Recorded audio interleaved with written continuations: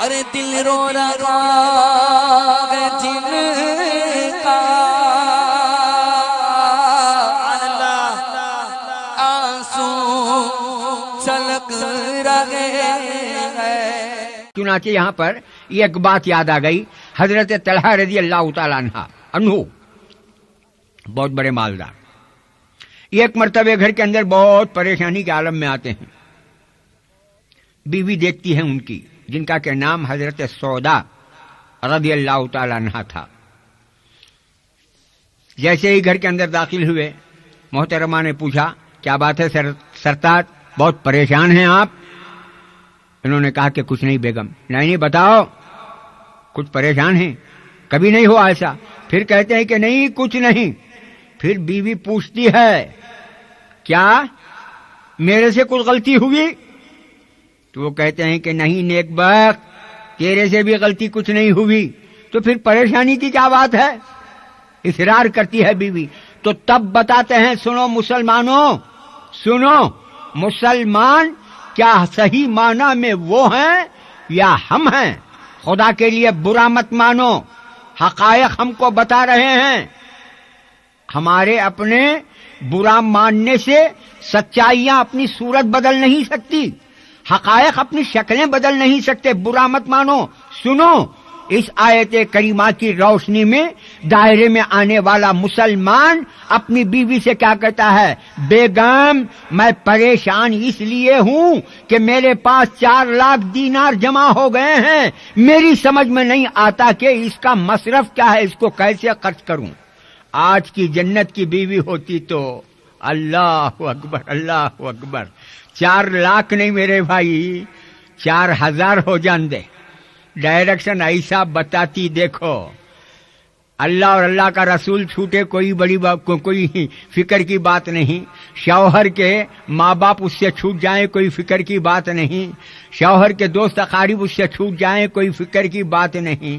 4 پیسے آتے ہی پوچھنا پاچھنا نہیں، جو ڈائریکشن کے دیتی ہے شوہر نامدار کو، یہ بچے بہت روزہ سے بہت یہ کر لے کو ہیں، کیا کر لے کو ہیں، میں کیا بولوں، تمہیں دیکھتے نہیں ہنکیاں پھوٹ گئے تمہارے، ایسے ڈائلاگ چھوڑتی ہے۔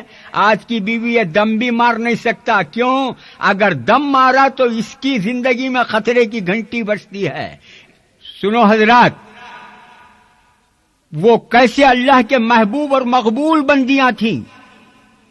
پریشان شکل کے ساتھ شوہر گھر کے اندر داخل ہوتا ہے، اصرار کر کے پوچھتی ہے پریشانی کا سبب۔ شوہر کہتا ہے کہ محترمہ میرے پاس 4 لاکھ دینار جمع ہو گئے ہیں، سمجھ میں نہیں آتا کہ میں اس کو کیسے خرچ کروں۔ تو میرے بھائیوں دیکھو کیا تاریخی جواب دیتی ہے وہ اللہ کی بندی۔ اللہ تعالیٰ ان نیک بندیوں کے خبروں کو نور سے بھر دے۔ شوہر کو کہتی ہے ارے دیر کس بات کی، نا شوہر میرے سرتاج، جب 4 لاکھ دینار آپ کے پاس جمع ہو گئے ہیں تو جمع کرو قوم کے یتیموں بیواؤں کو، بس آن کی آن میں جو جتنا محتاج ہے اس کی محتاجی کو دور کرو۔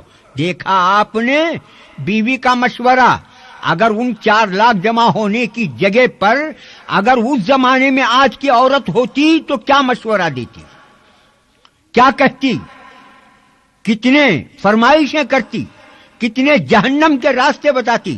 لیکن بیوی نے بتایا دیکھو شوہر، دیکھو میرے سرتاج، دیکھو یہ پوری دولت غریبوں میں لٹا دو۔